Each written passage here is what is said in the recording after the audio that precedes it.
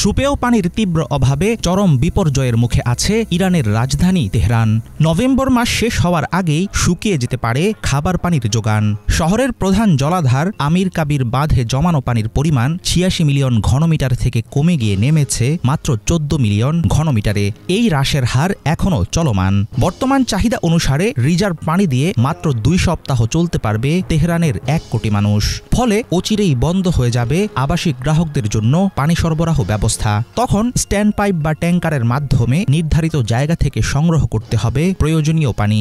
দীর্ঘমেয়াদী শুষ্কতার কারণে গত কয়েক দশকের মধ্যে সবচেয়ে গুরুতর খরায় ভুগছে মধ্যপ্রাচ্যের মুসলিম দেশ ইরান।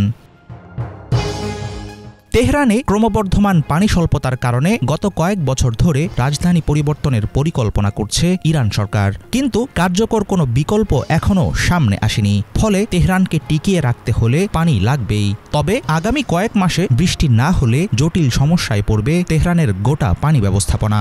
ইতিমধ্যেই তীব্র খরা, শুষ্কতা এবং উচ্চ তাপমাত্রার কারণে বন্ধ হয়ে যাচ্ছে শহরের অনেক অ্যাপার্টমেন্টের পানি সরবরাহের ব্যবস্থা।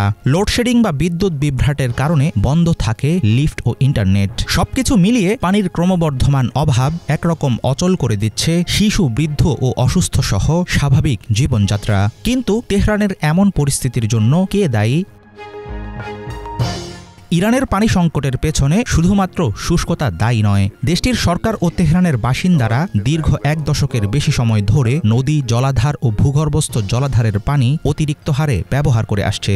সুপেয় পানির প্রায় ৯০% ব্যয় হয় কৃষি খাতে। অবশ্য এর বেশিরভাগই অপচয় হয় অদক্ষ সেচ ব্যবস্থার কারণে। তবে পরিশোধিত পানির প্রায় ২২% নষ্ট হয় পুরনো পাইপলাইনের কারণে। ফলে তেহরানে একই সাথে বৃদ্ধি পাচ্ছে পানি ঘাটতি ও বিদ্যুৎ সংকট। ধনী পরিবারগুলো ছাদের উপর পানি সংরক্ষণের জন্য ট্যাঙ্ক ব্যবহার করতে পারলেও দরিদ্রদের জন্য পরিস্থিতি হবে আরও নাজুক।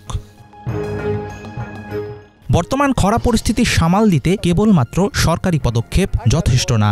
ইরানের জ্বালানি মন্ত্রী ঘোষণা দিয়েছেন পানি সাশ্রয় ও সরবরাহ সবকিছুর চাইতে অগ্রাধিকার পাবে। তবে অবৈধ ক্রিপ্টোকারেন্সি তৈরি করে এমন কিছু ব্যক্তি ও প্রতিষ্ঠান অতিরিক্ত বিদ্যুৎ ব্যবহারের মধ্য দিয়ে চাপ সৃষ্টি করছে শহরের পানি সরবরাহে। রাজধানী জুড়ে পানির তীব্র সংকট জনমনে তৈরি করছে চাপা ক্ষোভ। তেহরান, খুজেস্তান ও সিস্তান বালুচিস্তানের প্রত্যন্ত গ্রামেও ছড়িয়েছে বিক্ষোভের আগুন। পানি ও বিদ্যুতের মতো মৌলিক অধিকার নিয়ে বিক্ষোভে নামতে দেখা যায় সাধারণ জনতাকে।